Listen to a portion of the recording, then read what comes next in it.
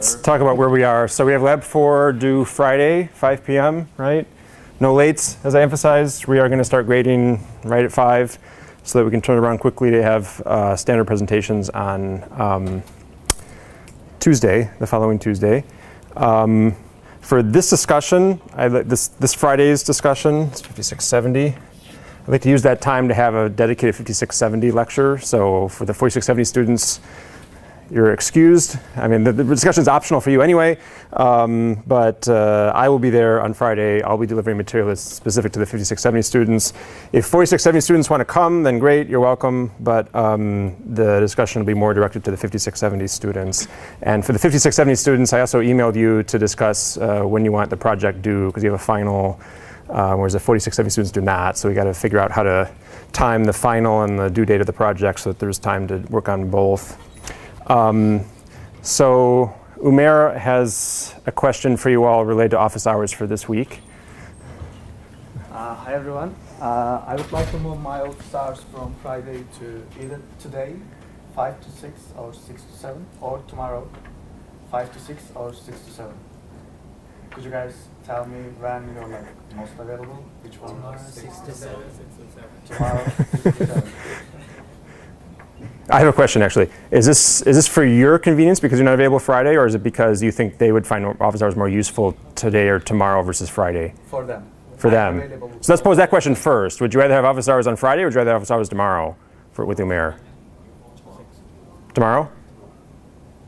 Okay. Okay. Tomorrow, 6 to 7. Okay, so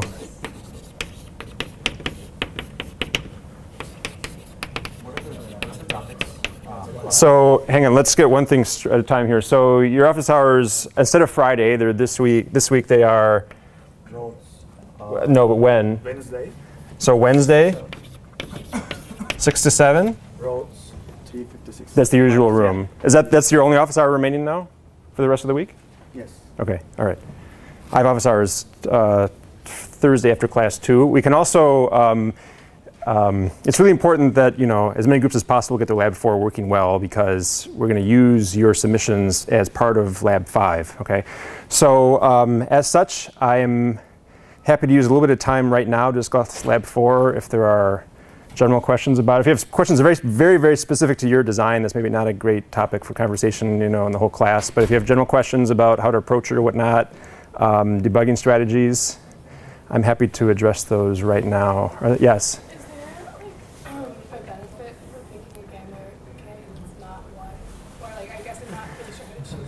Yes. So, the power constraint ultimately kind of governs the amplitude. I mean, if you just choose a really big gamma, then you're using up a lot of your power for the training. A nominal choice would be to just choose the gamma so that the amplitude of the gamma, so that the power is roughly the same over the whole transmission, like the data OFDM symbols and the training OFDM symbols. If you're using them, all have about the same power. You don't have to necessarily do that though. Sometimes people want to use more power for training and less otherwise. Maybe I should ask, when you're talking about gamma, are you referring to the training or the data? The training. Okay, yeah. So you can choose them to be the same if you want. The one thing, so that's the amplitude. Amplitude is just governed by the power constraint. For the phase, the one thing I'd point out is that if you choose a phase of 0 for all of them, okay, when you take the inverse DFT of it, all those zero phase frequencies are all going to inverse DFT to a cosine, okay? So in the time domain, you get a sum of a lot of cosines at different frequencies, okay? The cosines all end up being perfectly in phase at time 0 because cosine is 1 at time 0, okay? So if you just choose all the phases to be 0 across all frequencies, when you take the inverse DFT, you're going to get a time domain signal that's really spiky at time 0, okay? And then the amplitude quickly falls off because these cosines are incoherent frequencies. Just switching to use sines instead of cosines, so pi over 2 instead of 0 for the phase already helps quite a bit. If you do some kind of pseudo-random variation of the phase over frequency, that helps even more. I think Umair talked about that in one of the recitations. Just going from 0 to pi over 2, though, that already helps quite a bit.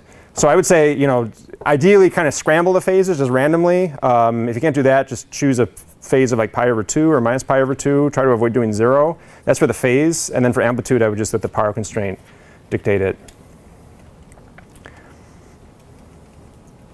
Other questions? Yeah. I guess for the data then for the NIK, since we're just doing off-keying, is there a specific is there a phase to each of that? Or? It's really that different between the training and the. I mean, the only reason that one might, to me, the only reason that one might choose gammas differently between data and training is that like the training is really important. If you get the training wrong, then like you potentially get a bunch of data symbols wrong. So maybe you want to use a little bit more power for training and less. But to me, that's sort of an optimization one could do. I probably would just start out as my first cut. I would just use this power, have it be the same all the way through. So all the OFDM symbols use the kind of same average power. And then in terms of phase, I think there's really no distinction between the training and the data OFDM symbols. It's like exactly the same consideration. Yeah. If peakiness was not a problem, you could just do 0 phase all the way through.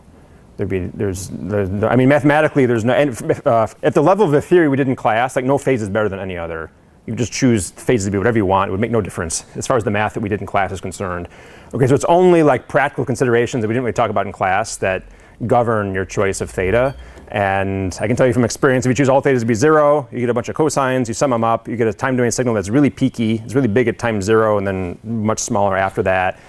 And if as long as it doesn't clip, I guess that's okay. But the wave file format, the amplitude has to be between -1 and 1.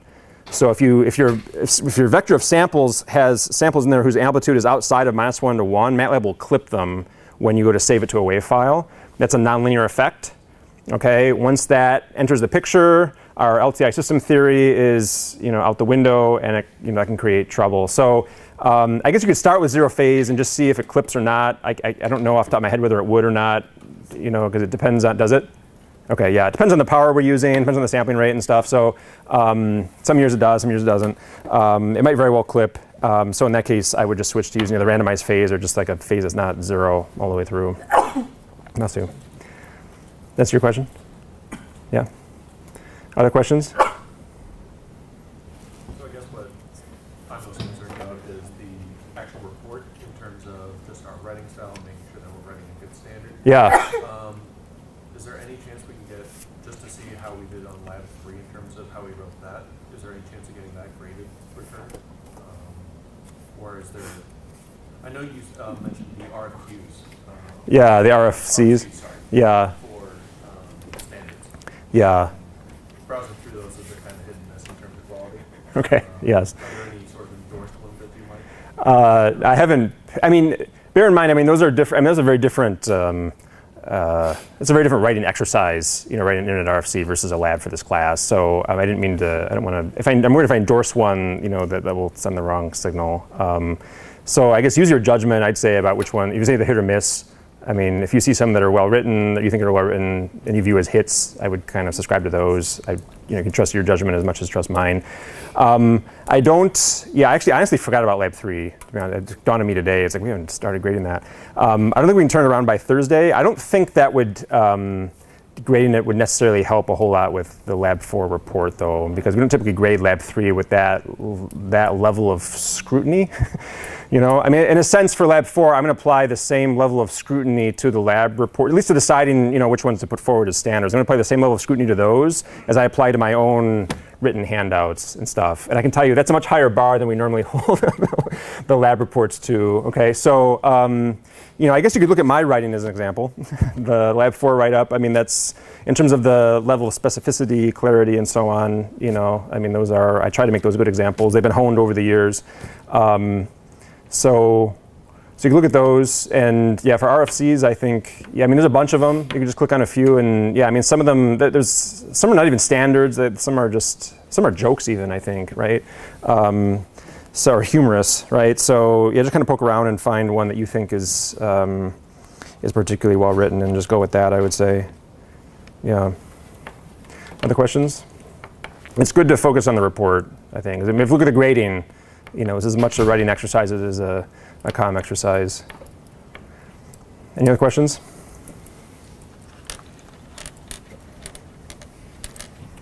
Does anybody have a Lab 4 working at this point? And Okay. All right. Umair has a Lab 4 working. That's good to know. All right. On that note, so today I'd like to finish talking about convolutional codes. This will not take very long. I'm going to talk about puncturing briefly. I'll talk about turbo codes briefly, and we'll talk about the 802.11 standard and how it uses convolutional codes. I'll put the standard up. I have it up here on my screen. I'll put it on the big screen so you can see. I'll just show you how, some of the relevant pages of the standard are very understandable by someone who's at this stage of the class as we are. So let's do puncturing first. Okay, so recall the way a convolutional code works. So a convolutional code is this bank of shift registers. So each of these delay elements, think of it as a flip-flop, it stores 1 bit. So you take your input stream, just like a big stream of bits, you sort of multiplex it into separate substreams, say I, different streams. Okay, each stream then drives one of these shift registers. You start with the thing initialized with zeros and all these delay elements, okay? And then at each step of the clock, all of these bits kind of advance 1 step in the shift register. The bits in these last stages just fall off the end, okay? And the next bit in the input stream gets fed into this first flip-flop at the head, okay? And this thing just keeps running this way. At each time step, you XOR, so this is a mod 2 arithmetic here, you XOR just certain bits picked off these shift registers, okay? And then you get various output streams. You interleave these output streams. That gives you a big bit stream, and that's what you'd send over your channel, okay? And we talked about how you'd apply this to something like the COM cloud. Usually you'd do like a Lab 4 type design first that moves bits over the channel and creates like a bit in, bit out interface, okay? And then you'd use this on top of it, okay? So take your data bits, create another bit stream, send that bit stream using your Lab 4, and then at the decoder side, decode your bits using your Lab 4 decoder first. That gives you a nominal guess for each bits, and then decode it using, say, Viterbi decoding. Okay. So the rate of the code we define to be I divided by theta. The idea is that each time step you sort of consume I bits and produce theta bits. And I is generally going to be less than theta. Okay, for the code to be invertible, we would need that. And it's the fact that I is less than theta is what kind of gives us the error correcting capability. Okay, so if you have, for instance, if I is 1, which is the example we did in class, we just have one shift register and say 2 outputs, right? Every bit that comes in, 2 bits come out. Okay, so the output stream from this encoder is like twice as long as the input stream. And that's what gives rise to the error correction capability. Okay, if it was 1 to 1, okay, if 1 bit in mapped to 1 bit going out, okay, then it's like every possible bit string at the output would be a possible output of the encoder. And so if the channel flips some of the bits, you have no way of recovering from that. You have no way of recognizing that that was not the actual output of the encoder. Okay, whereas when you map each 1 bit into 2, you get a string, an output string that's twice as long. Okay, but like many of those output strings are actually not valid outputs of this encoder. And so if the channel starts flipping bits, you can detect that bits have been altered because the output you got is not a valid output from this thing. Okay, but one trouble with this is, in practice, you typically choose I to be small, okay, because the size of your trellis grows exponentially, in the number of flip-flops you got here. So you typically don't want I to be really big because then you just have a large number of flip-flops and it's huge trellis. In practice, I is often like even 1, okay? And if I is 1, then your rates of the form like 1/2, 1/3, 1/4. So you take a big rate hit by just bringing this technology into the picture, okay? So it might correct some errors, but on the other hand, like to go from a given rate in your Lab 4 to half that rate by bringing in the convolutional codes, that's a big cost to pay, right? Okay, so you could add another shift register. That would make I2. That kind of would help with your rate. You probably want to add outputs when you do that. But a simpler thing that's often done instead in practice, because it doesn't blow up the trellis, is just drop some of the bits at the output. Okay, so the idea is quite simple. So as an example, take the convolutional code we talked about in earlier lectures. Okay, so it has constraint length 3, right? It's got 2 delay elements. The rate is 1/2, right? Because you have I is 1, theta is 2. Okay, so the output of this encoder is going to be twice as long as the input, viewed as bit strings. Okay, suppose you input just the 000. Okay, so I wrote the encoding up here. We did an encoding that was similar. I didn't do the all 0 string. I did something else. I don't know why I put a 1 there. There's no 1s here. Sorry. General fact about convolutional codes, the all zero input always maps to an all zero output. Okay, the code is linear over the binary field. Okay, so 0 in means 0 out. Okay, corollary of that is that if the decoder, if this thing is sent, if the output is sent over a binary symmetric channel with crossover probability, with bit flipping probability less than a half, if the decoder ever gets the all zero string, it knows immediately that its maximum likelihood guess is that the data string was all zeros, right? Because the all zero output must be the output corresponding to this one, and if you're looking for the output of the encoder that minimizes the Hamming distance between the channel output and the encoder output, that would be it. Anyway, so the whole encoding is quite simple when it's all zero. Everything just stays zero. You get zeros all the way through. Okay, so the encoding would say to output like these 10 bits in response to those 3. Remember, you start with the state being initialized to 0, okay, and you pad your data bits with an extra pair of zeros to ensure that you return to the all zero state at the end. Okay, so the nominal implementation of this thing would just map those 3 bits to 10. Okay, puncturing just means you just omit some of the bits from the output stream. So you might just say, okay, on this right-hand output bit, okay, I'm just going to drop every other bit like that. Just don't send it. Okay, you produce it, okay, but then just instead of sending it over the channel, just send it to dev null. Okay, just drop it. Okay. So you'd send, in practice, send this bit, then this one, then this one, then this one, then this one, then this one, then this one. Okay, so you map 3 bits to 7. Okay. The rate.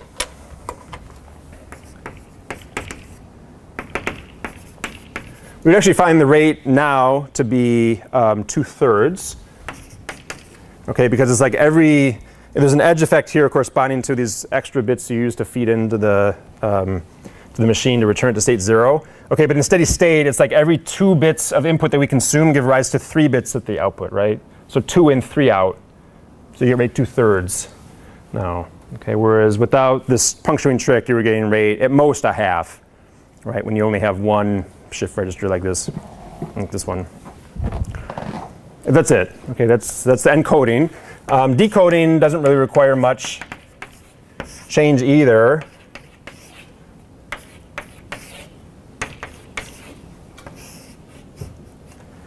Okay, so in your trellis, coming out of state 0, say in this first transition, as 0 input will give rise to just a single 0 output rather than a double 0. Okay, and then a 1 at the input would give rise to, I guess, a 1, a single 1 at the output. Okay, whereas before it was 1, 0. Okay, and then the rest of the trellis, for the next time step, you'd again have 2 bits. Right? So when we drew the trellis last time, we had for each input, we had 2 output bits on each edge, right? For each edge, there was 1 input bit, 2 outputs. Okay, now some edges will have 1 output, some will have 2. Okay, at the first time step, each edge will have 1 output. At the next time step, each will have 2, and then 1, and then 2, and so on. Okay, so when you draw the trellis, like some edges will have 2 outputs and some will have 1. These ones have 1. At the next stage, if I were to draw it, they'd all have 2 outputs, and so on. Okay, and again, if you work through maximum likelihood map rule, it'll say just find the path through the trellis with the minimum number of bit flips for the binary symmetric channel, let's say. And the only difference is that like some edges could contribute up to 2 flips because they have 2 bits. Some would contribute only up to 1. Okay, so you still want to find the path through the trellis that gives you an output string that differs from the received output string in the fewest number of bits. It's just that some edges would have 1 bit associated with them and some would have 2. Okay, but everything we talked about, the Viterbi algorithm and everything, that all carries through. Okay, you just have to label the costs on the edges somewhat differently for certain edges.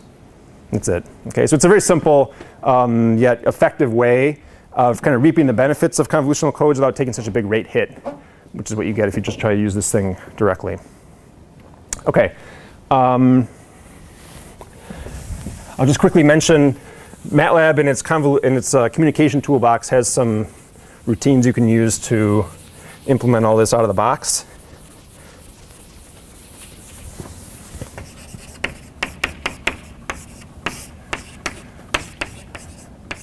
So it's conv-enc, convolutional encoder.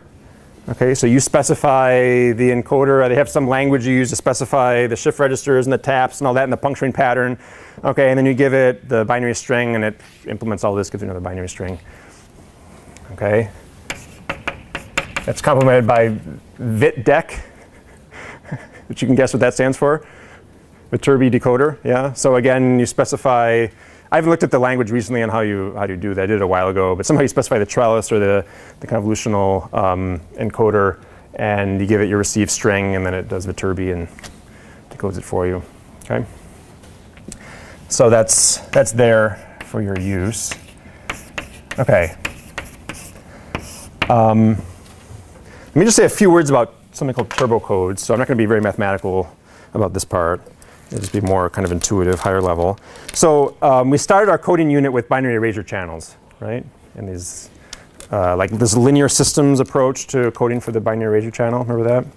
So I said there were a few lessons you could draw from that analysis that applied more broadly to other channels. Anybody remember any of the lessons at this point?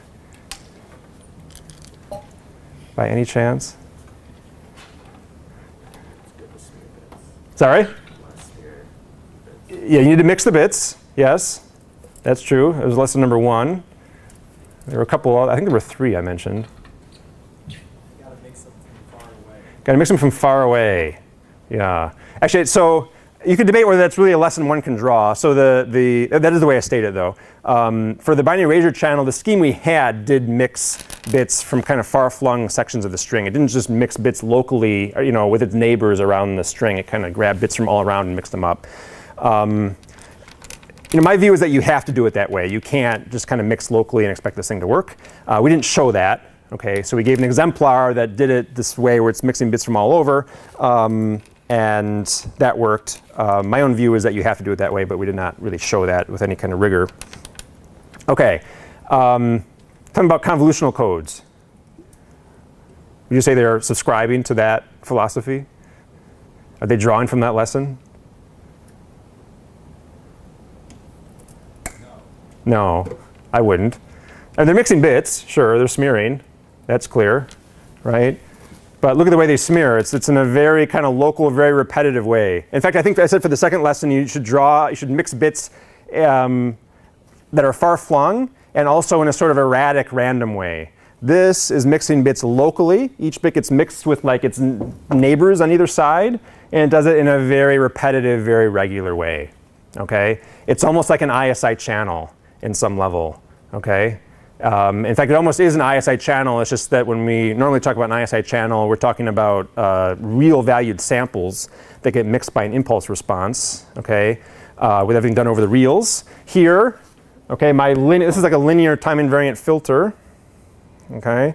And actually, I mentioned you can study these things using some LTI systems theory. There's a notion of an impulse response and so on. You can work all that out. But on some level, this is like an ISI channel. It's just that it kind of mixes bits. It mixes bits instead of mixing real numbers, instead of mixing samples. Okay. So if this form of mixing was such a brilliant idea, okay, then to me that would say, well, maybe we should revisit the whole ISI story. Maybe the mixing the channel was doing was actually good. Okay, and we were eliminating it out of our convenience because it was kind of a pain to deal with. Okay, but maybe from a performance standpoint, it's actually good that it does that because it provides some basic error correction, and we should find a way to work with that, okay, and make it, make ISI, encoding over a channel with ISI that uses ISI and allows for ISI, and find a way of making that implementable instead of trying to eliminate it.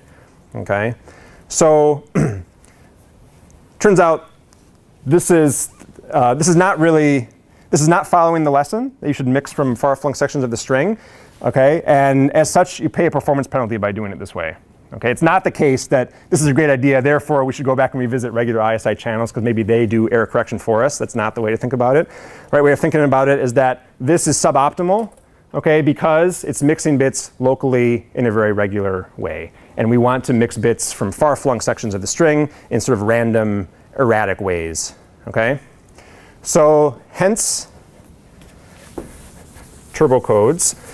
Okay, like I said, I won't do anything mathematical here. I'll just give you the basic idea. And we have like graduate classes that talk about this stuff in detail. So here's the idea. So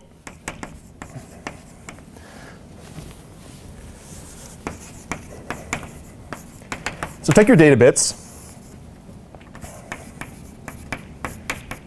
and put them through a convolutional encoder.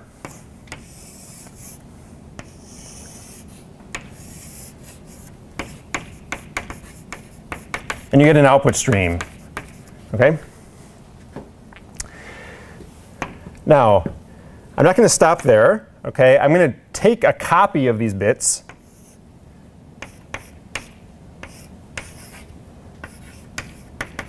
I'm going to apply a big permutation to them. Okay, so you're going to reorder the bits. So the 5th bit becomes the 15th, and the 14th becomes the 7th, and so on. You just like scramble the order of the bits in a fixed way. That's hard-coded to both the encoder and decoder. Okay, so they both know how the bits are going to get reordered.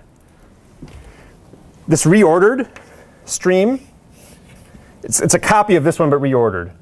Okay, so I've got like 2 copies of the bits. They're just in different orders. Okay, this reordered thing, I'm going to put through another convolutional encoder. Okay, it could be the same one. It could be different. I'll put it through another convolutional encoder. You'll get another output stream. So I've got 2 streams now.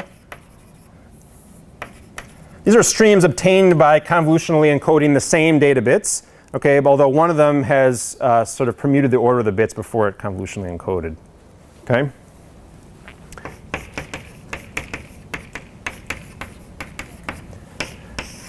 So take these 2 streams and just interleave them.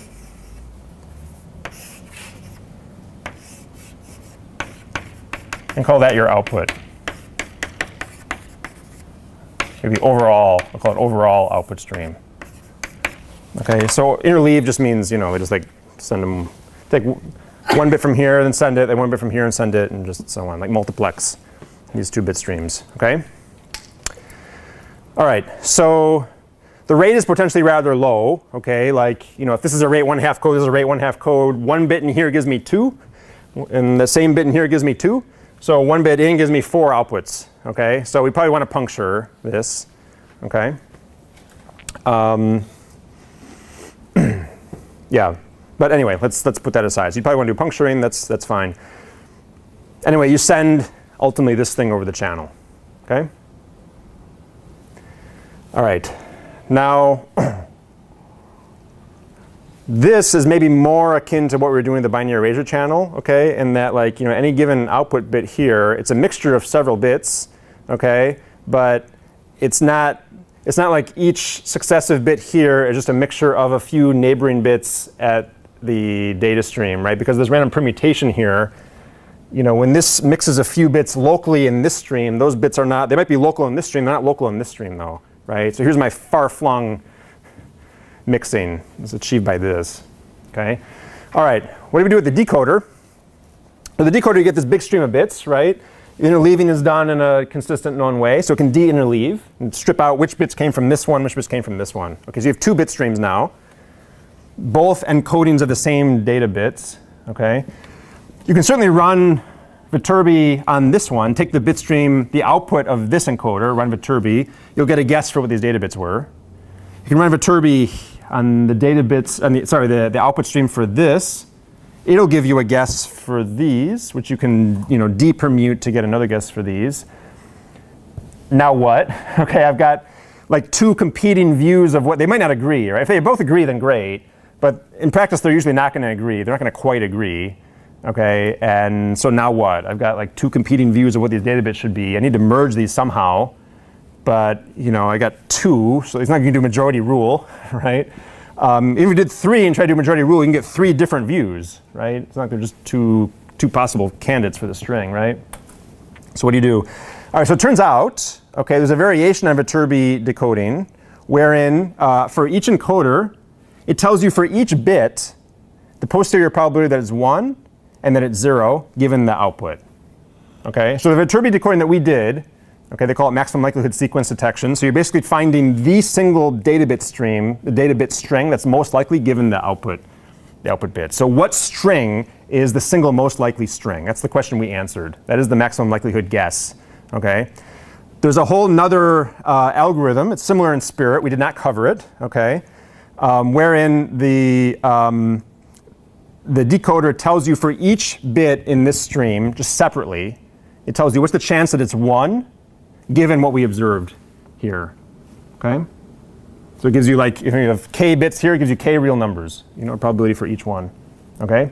Now, I can run that on this one. I get for each data bit the chance that this thing thinks it's 1. Okay, now what I do is I go south here, apply the permutation to these probabilities, okay? So I have a view for each data bit here. I have a probability in mind that it's 1 derived from this thing. What I can do now is run the same algorithm here, but rather than using a uniform prior, rather than assuming the data bits are uniform, okay, you use as your prior distribution the output of the encoder of the decoder on this side, okay? So here you can do ML. Here it's important you don't do ML. You do map. You don't assume the data bits are uniform a priori. Okay, you use the output from the first decoder as your prior distribution. Run the same algorithm. You'll get modified probabilities for each of the bits that they're 1 or 0. Depermute it. Now run the algorithm here again. Again, using now with the prior distribution on each bit governed by this one. And you just keep going back and forth. And after about 20 or so iterations, they've kind of converged on a view. They both agree on the chance that each bit is 1 or 0. And at that point, for each bit, it's probably bigger than a half. You call it 1. If it's less than 0, call it a 0. And then output that bit stream. This works extremely well. Okay, this works really, really well. It's amazing. This is probably the most compelling example I know for why it's worthwhile to look at detection theory with non-uniform priors.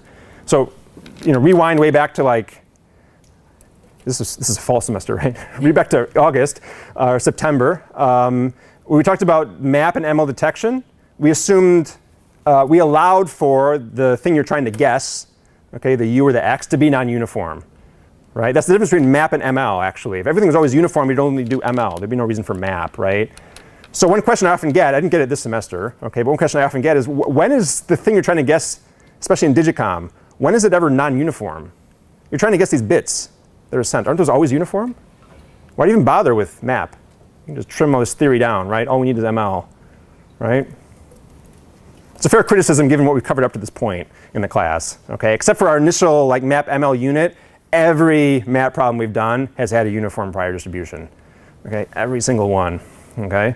But that aspect of the theory where you allow the bits to be non-uniform a priori, that's useful right here, okay? Because otherwise it's hard to kind of fuse these two views of what the data bit should be together, okay? But if you allow non-uniform prior, you can take the output of each bit, or the output of each decoder, which gives you a distribution over the bits as the prior for the other decoder, and then go vice versa. Okay, that's apparently where the term turbo comes from, because you're taking I guess the exhaust from one and then feeding that into as the input of the other. I think this is a very inexact analogy. Because a turbocharger in a car, it's like the exhaust gases are just viewed as waste, but they have a little bit of energy in them, so you kind of suck that out, right, and use it to push more oxygen into the cylinder, right? And here it's the prior distribution over the bits, that's not like exhaust or waste. That's the actual output of the algorithm. You would never discard that, right? No one's proposing to discard that, right? So to me, I would probably call this I don't know, convolutional diversity encoding or something, where you have two people with different views of the world, and they get into a conversation, okay? And they each have a unique perspective, okay? And then somehow they come to a consensus on what the bits are, and then you're so much better than the sum of the parts or something. I think it's a better way of thinking about it than turbocharging. Yeah. Just to clarify, so the first round is going to be ML. Yes. The subsequent one. Yes. Yes. So the first you have to decide which one you do first. Well, yeah, I mean, so you can get into there's lots of optimizations you can do. So if these are the same convolutional encoder, if they're both, I erased it, but if they're that two-state thing we had, if they were both that convolutional encoder, then it wouldn't make much difference which one you did. But sometimes they actually have different convolutional codes here and here, in which case, in principle, it could make a difference which one you start with. But whichever one you start with, that one has to assume a uniform prior. But for each round after that, you have a non-uniform prior, and the prior is governed by the output of the previous round. Yeah. Works really well. Okay, especially for error probabilities down to like 10 to the minus 5. Once you try to go below that, convolutional codes don't work as well as other things like LDPCs and so on, which I'm not going to talk about. But anyway, that's the idea. And that allows convolutional codes to kind of heed the lessons from the BEC analysis, namely like mix in erratic ways using far-flung bits in the bit string. All right.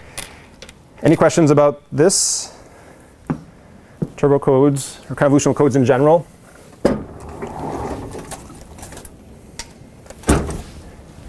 So if not, I will just walk you through a few pages of the 802.11 standard quickly. I'll show you the parts that kind of relate to the coding. Let me see if I can unmute. Oh, look at that.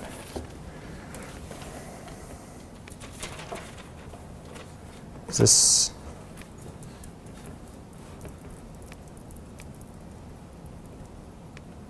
There we go.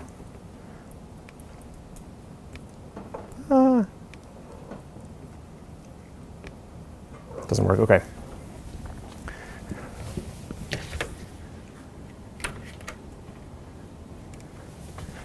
Okay, so convolutional codes are used in the 802.11 standard.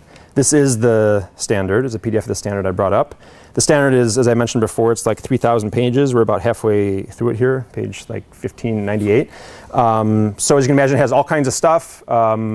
Much of which is just kind of quite tedious stuff, you know, that's not especially interesting. And a lot of it's not really relevant to the sorts of things we talk about in this class. Because, you know, you have like, I mean, the Wi-Fi access point, like it sends out a beacon. It announces like its name and stuff. And so you have to, you know, you have to specify what is the format of that beacon, how often is it sent, what's the format of that, that packet. And you can have two, you know, there's a whole network aspect to the problem that we're not talking about. So like two terminals can try to broadcast at once and their transmissions can clobber each other. And so they have to back off a random amount so that they don't clobber each other the next time around. There's encryption, you know, there's lots of stuff going on in Wi-Fi that is not really relevant to us. So that's how the standard ends up being, this 3,000 pages. But I'm going to zero in here on the parts that are most relevant to the coding part. So 802.11 involves use of a convolutional code. This is the code right here. Okay, so it's got a single shift register. Constraint length is 7, right? Because it's got 6 delay elements, so the inputs get fit in like that, and you have 2 output streams. Okay, so the nominal, and of course people, you know, research at length, like what is the optimum tap pattern here? Should you have this arrow here or not, or should it be there? I mean, there's, you know, lots of study one can do of that, so people have optimized that, and they decided on this particular state machine. Okay, so the nominal rate would be half, right? Like 1 bit in, 2 out, but they use puncturing. So the puncturing pattern is specified here. You can read this. So some of these squares are gray. Can you see which ones are gray? Yeah. So these are the input bits that come in, and then your convolutional encoder produces 2 bits for every, you know, 2 output bits for every input bit. Okay. And then the gray are just like the bits that I X'd out here. Okay. You're supposed to just drop those. You don't send them. Okay. So if you drop the bits in this particular pattern, then every 2 bits in give you. Every 3 bits in give you 4 bits out, right? That's the repeating pattern. So it's rate 1, it's rate 3/4 specified right there, okay? The bits that you drop, they call stolen bits for some reason. I don't find that to be a very accurate use of the word stolen. I mean, stolen somehow to me connotes like bits that you lost and you wish you had them back, or somehow someone is acting improperly and is taking them from you. I mean, these are bits you just don't want, so you just drop them, you know. So it's stolen, I think, is not the right connotation. But anyway, and then here's, so for rate 2/3 is the puncturing pattern they use. So this is like what I had on the board here. So every 2 bits gives you 3 at the output. Okay. So while we're here, I can show you other things in the standard. This might look familiar at this point, especially when you do lab 5. Okay. So in lab 5, you'll try to push the data rate by encoding more than 1 bit on each frequency. And so you'll end up with constellations, we call them, like this, you know, where you have the real and imaginary part for each frequency. And you know, if you're going to send 4 bits on each complex tone, you might do something like this. Here's however many bits that is. That's like 8 across, 8 down. So 6 bits, I guess, right? So they have different modes because it depends, how close you are to the access point, right? So during this handshake negotiation at the beginning, both terminals will figure out how strong the channel is, and that then governs, which how many bits you're trying to send, and so on. Okay, so they have things that map the data bits you're trying to send to like a PAM amplitude, so that should look familiar. All kinds of random stuff in here. So this, can I zoom in more on this? So this shows the overall block diagram. Okay, so the data bits come in. FEC coder FEC stands for forward error correction. Okay, that's the convolutional encoder. Okay, so the bits go into the convolutional encoder, you puncture whatever, you get bits out. Interleaving and mapping is just the mapping of the bits from the output of the convolutional encoder to different frequencies. Okay, using those constellations I showed with it maps, bit strings to amplitudes. Okay, inverse FFT, right? You know what GI stands for? We talked about this before.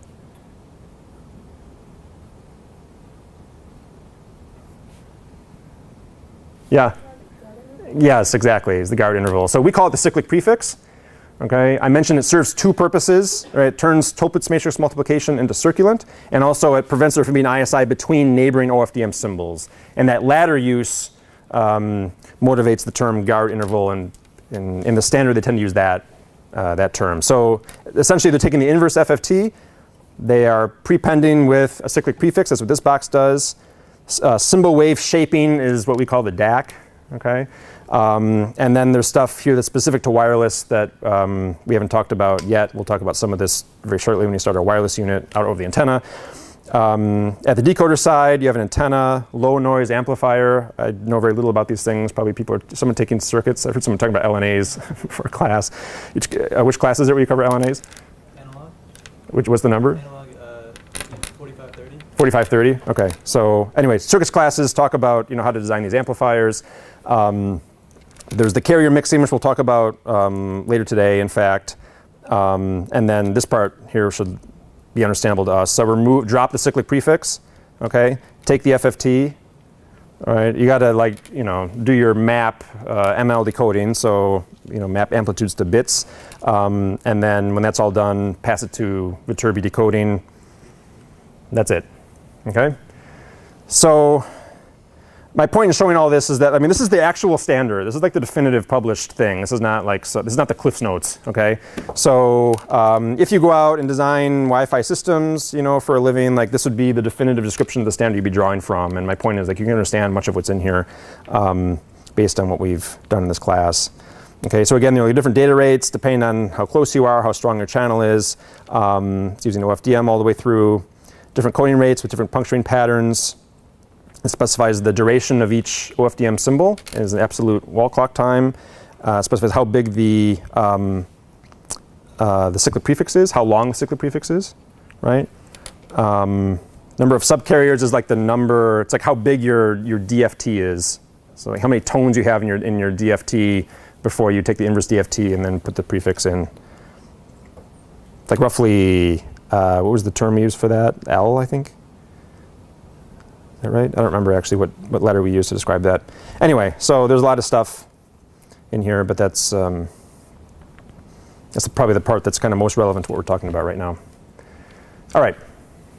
Any questions about the standard? I'm not really an expert in the standard, but if you ask me what's on something that's on page 2300, I have no idea. But I can explain this stuff. All right. So any questions on coding? Convolutional codes, oops. The standard, no? All right. So we're going to change gears now, if there are no questions, and talk about wireless.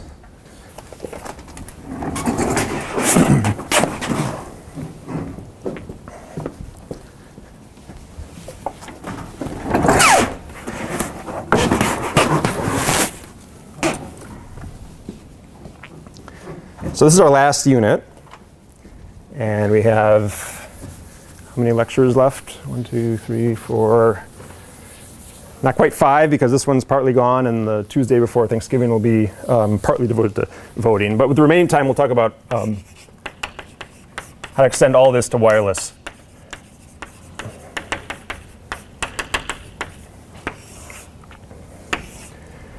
Okay, so wireless communication is kind of a big part of the field. It's on the research side, it's where a lot of the interesting research problems are. On the commercial side, it's where people tend to make their money in the communications industries and wireless. So, and we have dedicated classes on wireless, but I wanted to give you kind of an intro to the topic here.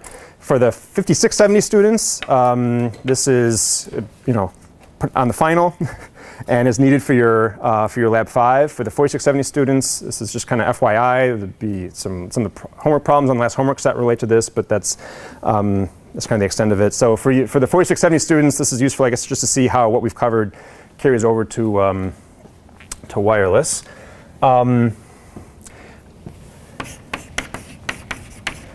First, let me restrict the conversation a little bit. I'm going to talk about wireless over radio frequencies. So, with communicating at frequencies on the order of like 1 gigahertz.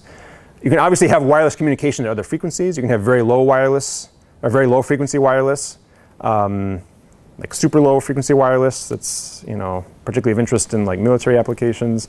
You can have really high frequency wireless. It's like lasers that they shoot. Okay, that's another legitimate form of wireless comm. We're not going to focus on either of those. We're going to do RF, which is like the frequency band that like Wi-Fi uses, your cell phone, that kind of stuff. Okay, so we'll see that much of what we learn carries over. Some of the problems we had with CommCloud actually get easier with wireless.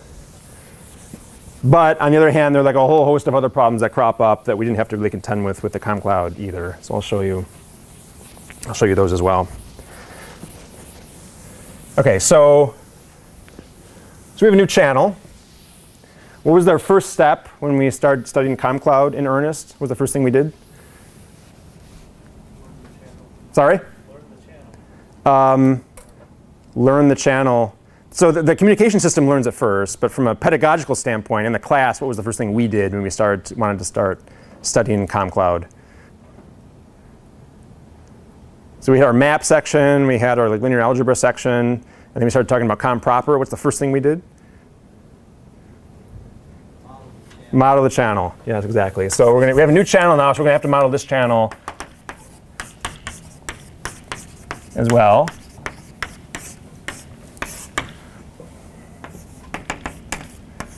Okay, so we'll have a block diagram that's similar to what we had in CommCloud. I'm going to ignore some of the kind of less important elements like amplification and so on. Those aren't really that different from what we saw before, so we don't really need to focus on them too much. But there are some new boxes that appear as well. And also the channel itself is different, as we'll see. Okay, so bits going into an encoder. The encoder is going to specify a discrete time signal I'll call XB, okay, for reasons that'll be clear shortly. Actually, let's view it as a vector.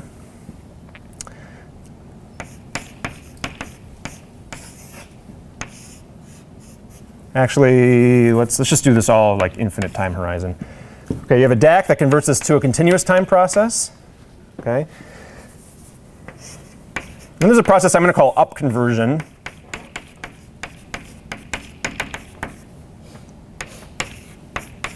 Up conversion to RF. So I need to explain what that is. Sorry? Yeah, so often in practice, this block is like actually happens over several blocks. So we'll talk about that when we split this open. But for right now, let's just view it as a black box. And we'll go through this step by step. And then that goes to the antenna. Of course, there are amplifiers in here that we're ignoring. OK. At the decoder side,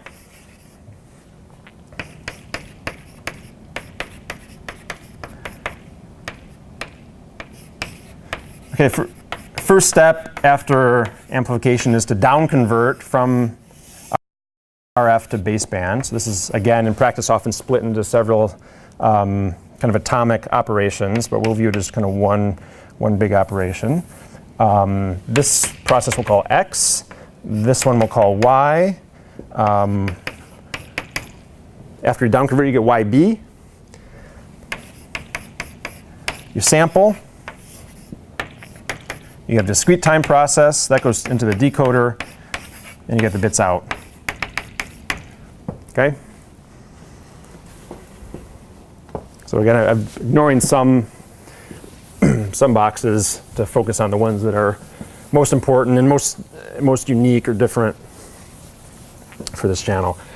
Okay, so the idea is energy kind of propagates from this antenna to that one. Okay, so if you remember in the ComCloud case, we built our channel from the inside out. So we first studied how does this signal map to that one, okay? And then how do you model this box? And you include that model for this box in here, and then you have a model from here to here, and then you model this box, and you model from here to here, and then ultimately here to here, and that's like the overall channel, okay? So let's do the same thing. It'll be faster than the first time around because we understand a lot of these boxes already. Let's start with the channel proper. Okay, so how do you model the transformation that takes this signal and maps it to that one?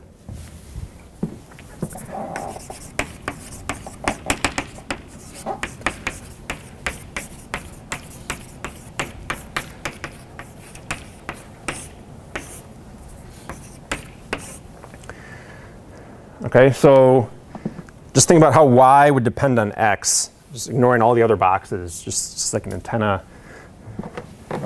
discussion almost. Okay, so you have two antennas, right? Actually, in practice, you often have like several antennas at either end. Okay, so we'll talk about that hopefully later. But for now, just one antenna. Okay. Okay, so let's suppose you send some signal. Suppose you send an impulse on this antenna. Okay, you just hit it with this voltage waveform. So this electromagnetic waveform, kind of hits the air and starts propagating out. Okay, so what happens at RF, okay, is that the energy will propagate from one to the other. Okay, they call it the line of sight path.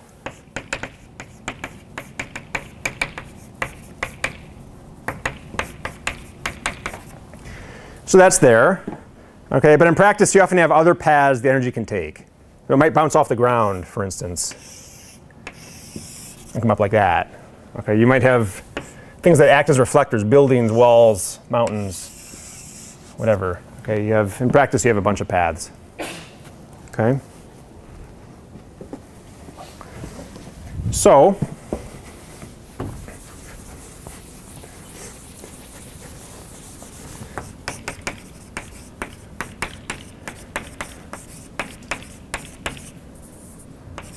so the impulse response, for you to plot it, if you send an impulse at time 0, okay, then in practice what would happen is you'd get like a whole train of impulses, generally decreasing in amplitude, kind of like that. Okay, so you send an impulse. What you receive is an impulse with the just speed of light propagation delay. Okay, that's the line of sight path. Okay, and then you get a reflection off the ground, and then off the building. These things tend to get smaller. I mean, it's not strictly monotonically decreasing, but they tend to get smaller because the longer paths tend to have to bounce off more things. They reflected more times. And each time it reflects, it gives off some of its energy to the reflector. Okay, so then it arrives at this kind of lower amplitude. So these things tend to kind of trail off like this. And how many? So I liken it to trying to shout to someone in the Grand Canyon, right? You shout and they hear you, and then they hear one reflection, and then echo of the echo, and so on, right? Okay, how many of these things you have kind of depends on the environment. Okay, so if you're out in flat farmland, okay, and you have two big towers pointing at each other, okay, you'll tend to get line of sight, maybe something off the ground. That's debatable, and then that's kind of it. Okay, if you look at the channel from my phone to the nearest Wi-Fi, okay, the line of sight isn't really so line of sight in the sense that you can't, the visual path is actually blocked. Okay, so the line of sight may not be so strong compared to the other ones. But then there's a huge number of paths. You got the ceiling, you got the floor, you have all these walls and stuff. Okay, the huge number of paths the energy can take to get from here to there or to there, right? Okay, so might model this mathematically as a sum over I, AI t minus delta I. AI is like the path gain for the ith path. Tau I is just the speed of light propagation delay along the ith path.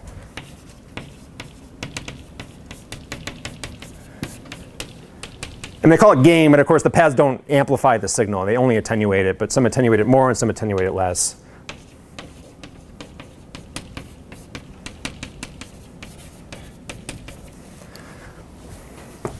Okay.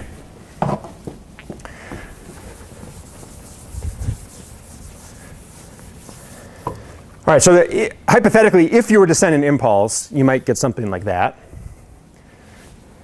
In reality, though, you can't send an impulse, at least not in a production environment.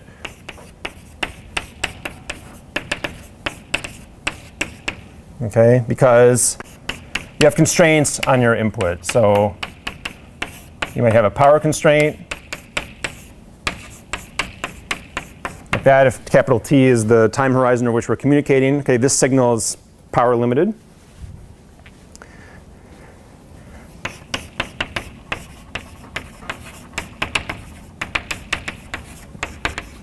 And it should be band limited.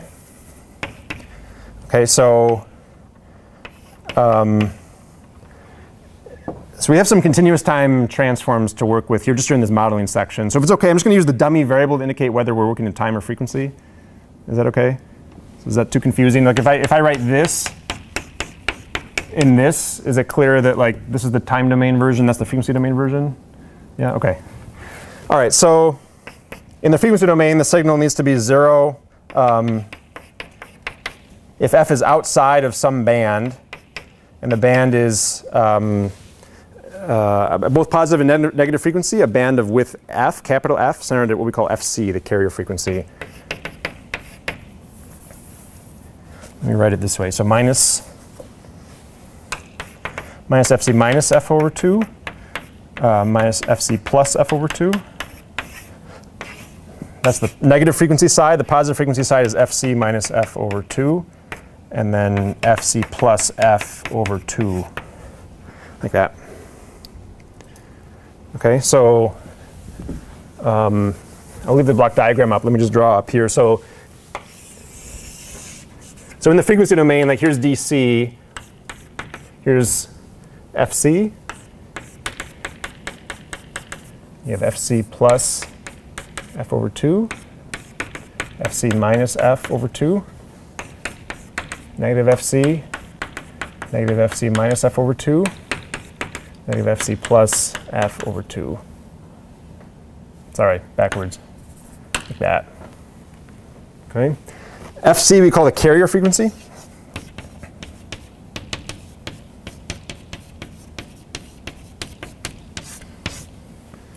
Okay, so the idea is all the energy needs to live in this band. Okay, so the signal that you input into the channel, you send over the antenna, needs to have essentially all its energy in a pre-specified band like that. Okay, and they do that for a couple of reasons. One is, it propagates better at that frequency than at baseband, and then also just to divide the spectrum among different systems. Okay, so I get this band, you get the band just above this one, someone else gets that a band, and so on, that we don't interfere with each other. Okay, so you're getting a band like this. You have a power constraint, and I guess the third constraint is that t must be real.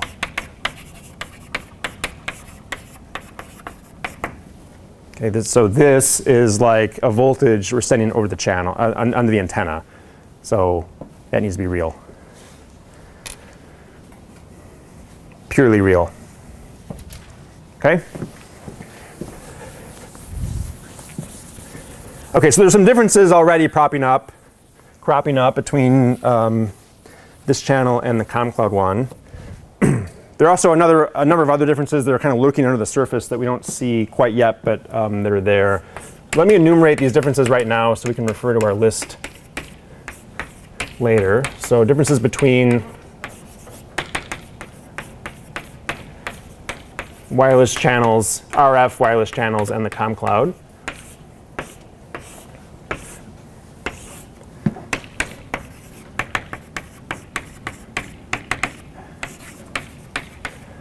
Okay, so the first one I think is kind of readily apparent. The communication is at passband. Okay, so specifically we have this constraint here, number 2. We had nothing like this in the ComCloud one. Okay, there the signal kind of existed at baseband, and so there was no notion of a carrier frequency. I guess another way of thinking about it is that the blue band was just kind of like centered right at DC. They call that baseband communication. Passband is when your allowable band does not contain DC. So it's spread like this. In practice, by the way, FC is much bigger than F. Okay, so this is on the order of like gigahertz, and that's the order of like megahertz, maybe. Okay, so several orders of magnitude. So this picture is way out of scale, right? In practice, it's like these blue things are way, at the walls, and they're really narrow. That's the way to think about it. Okay. As such, the transmitted signals will tend to look very sinusoidal, right? Because their Fourier transform, has all the energy packed in kind of a small band, like way away from DC. Okay, so they tend to look very oscillatory. Okay, so that's one thing we'll have to figure out. So how does that change our story, OFDM and so on, if it's passband instead of baseband? How do we deal with that? All right, number 2.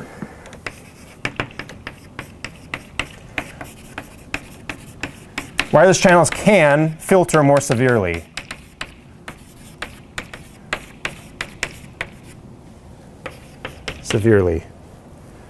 Than the ComCloud did. Not that they have to, but they can. So the reason for this, it'd be helpful if I had the antenna drawing up here, but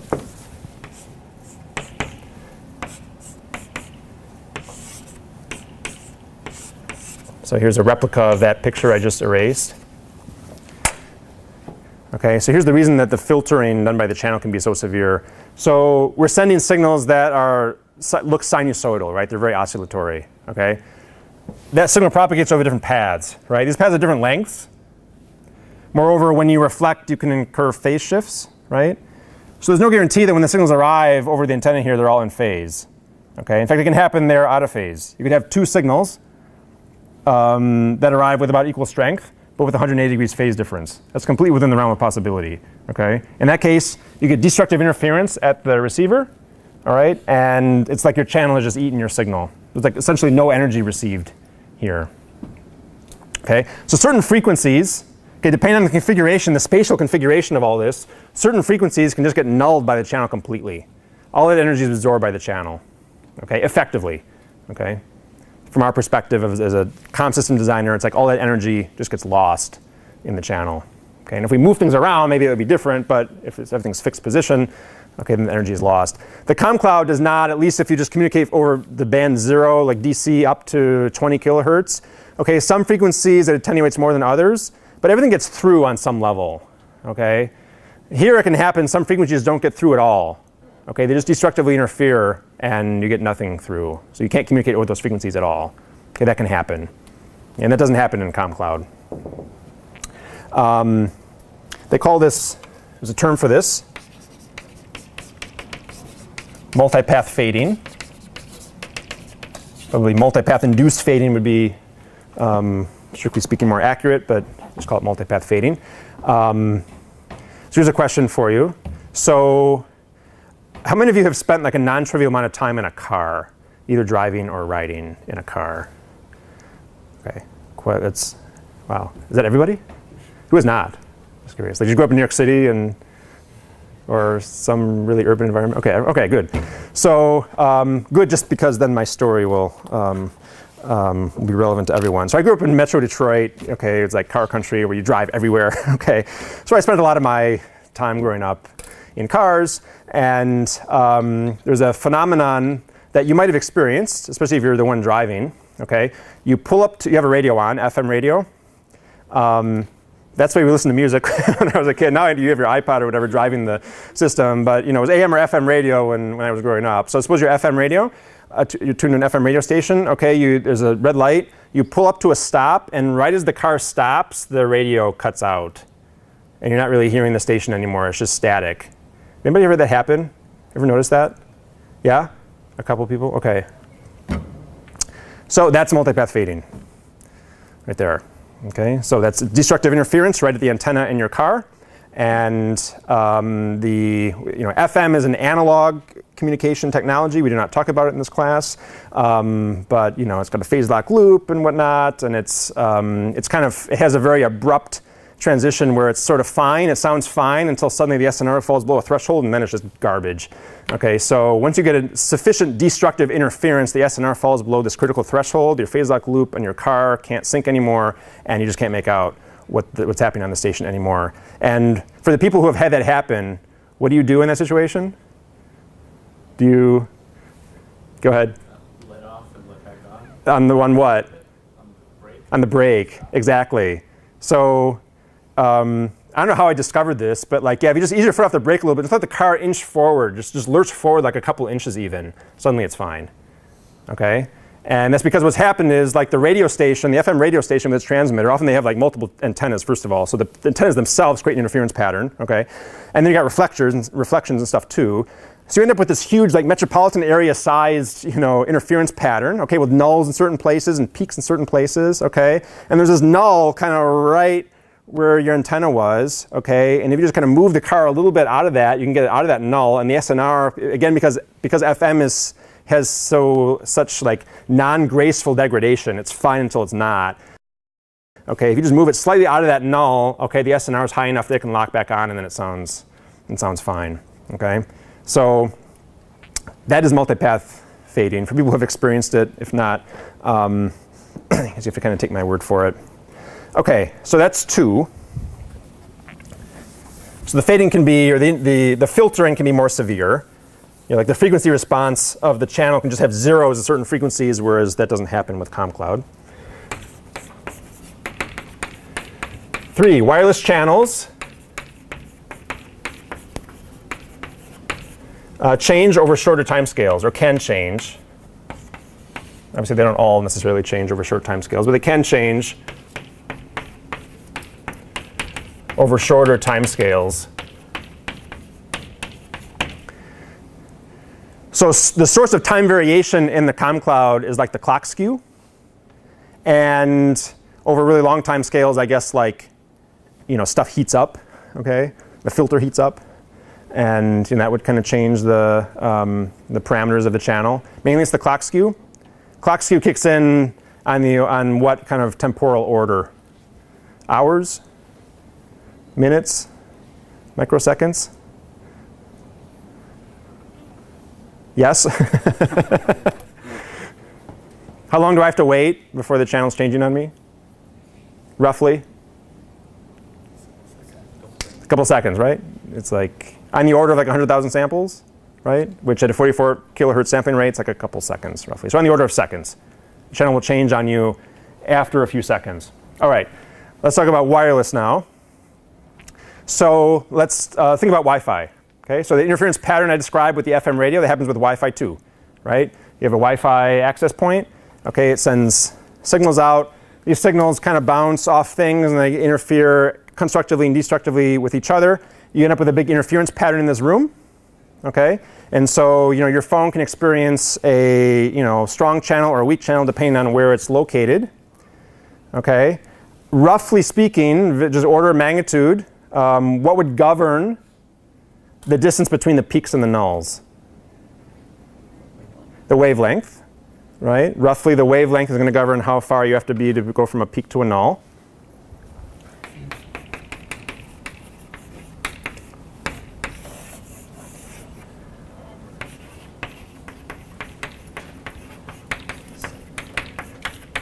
Let's do wavelength of RF. It's what? A couple of centimeters.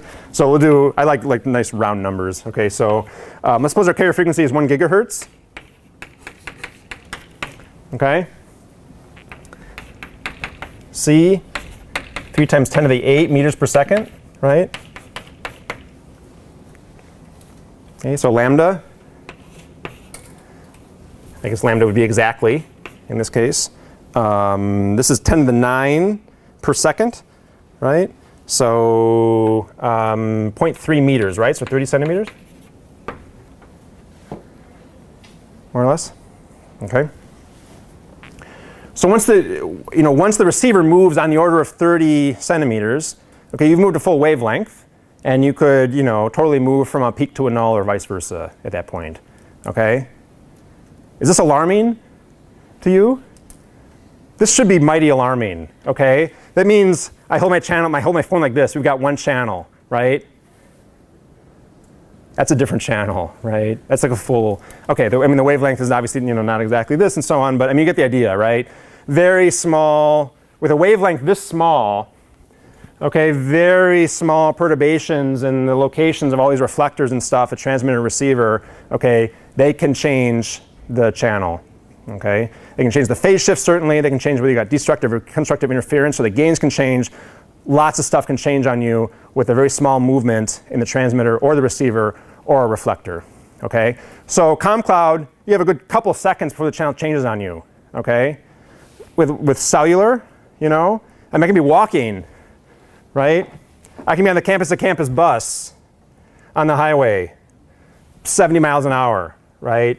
Think about how fast you pass through 30 centimeters when you're going 70 miles an hour, right? That's the time constant over which the channel is not changing on you, right? That's the time horizon over which the channel acts like an LTI channel, all right? So these channels can change much, much faster, okay, especially when things are moving like in cellular systems and people can be in cars. Okay, let's just do FM quickly. What's the carrier frequency for FM radio? Sorry?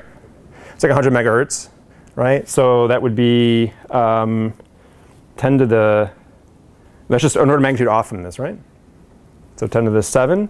So lambda is an order of magnitude bigger, right? So 3 meters, right?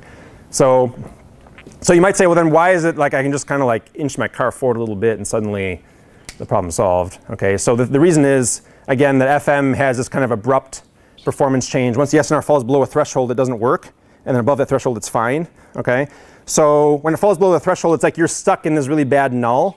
Okay, and all you need to do is kind of get out of the null. You don't have to get all the way to a peak. Okay, you just got to get out of the null.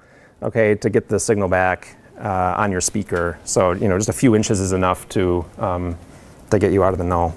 Okay.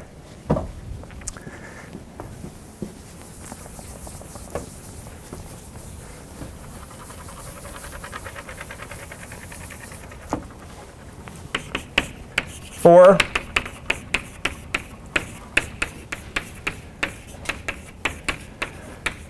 Wireless SNRs are lower by a lot, okay? So if you don't impose a power constraint on like an artificial power constraint on ComCloud and just send in like unit amplitude signals, we said the SNR is like 100 dB, 120 dB, right? Because the noise is like 10 to the minus 5 in amplitude, 10 to the minus 6. Okay, so 100 dB.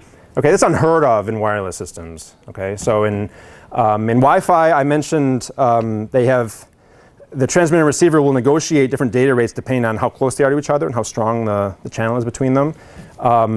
That process maxes out at 30 dB. Okay, they don't even consider trying to send more data if you have like an SNR better than 30 dB because the thinking is that just doesn't happen. And 30 dB itself can be hard to get. That's like Wi-Fi and your laptop are like right next to each other. Okay, in practice, like 0 dB is entirely possible dealing with like Wi-Fi, cellular, and stuff. And remember, like I said before, there's nothing special about 0 dB. Okay, it's not some kind of magic threshold below which you can't go. I mean, you can communicate with the power being below the noise. You would just use repetition coding, convolutional codes and stuff. So anyway, this can certainly create trouble. Like for instance, when you're trying to find the start of the transmission, right? We're relying on the high SNR aspect of the ComCloud to find the start of the transmission by just looking for the power envelope to rise up. Okay, if you're in a 0 dB situation, the power and the noise are equal strength. Okay, you can't rely on the fact that the received power is going to shoot up by a lot when the transmitter starts transmitting, right? It could just be buried in the noise, and you can't find it from a power envelope alone. Okay, the reason that happens is it's just simple physics, right? So in the ComCloud, most of the transmit energy gets picked up by the receiver. Right? It gets fed into this little RLC filter. The filter's largely lossless. It's got some resistance in it, but not a huge amount. So most of that energy makes it to the receiver. And wow, it's 2:40. Okay, let me just finish this thought. Thank you for putting your stuff away. Otherwise, I would have just been up here talking until 3 o'clock. Okay, SNR for a cellular system. Okay, so my phone sends, my phone got an omnidirectional antenna, right? So it just sends energy in every direction, okay? So what fraction of that energy is picked up by the base station? Very, very small fraction, right? I mean, think about there being like a solid angle around me, okay? And then like, I don't know, a mile away, there's a base station, okay? It's got this little tiny aperture from my perspective, right? This extremely small fraction of all the area around me is actually taken up by the base station. So most of the energy my phone transmits is completely wasted. It goes off in some random direction, is not picked up by the base station, okay? And that's why the SNR, on some level, that's why the SNR is so much lower for this. Okay, so we will go through items 1 through 4 in the next few lectures, talk about how they change things. 1 actually makes things easier, not harder, okay? We'll do that first. 2 and 3 make things, 2, 3, and 4 make things a lot harder. Okay, I'll see you Thursday.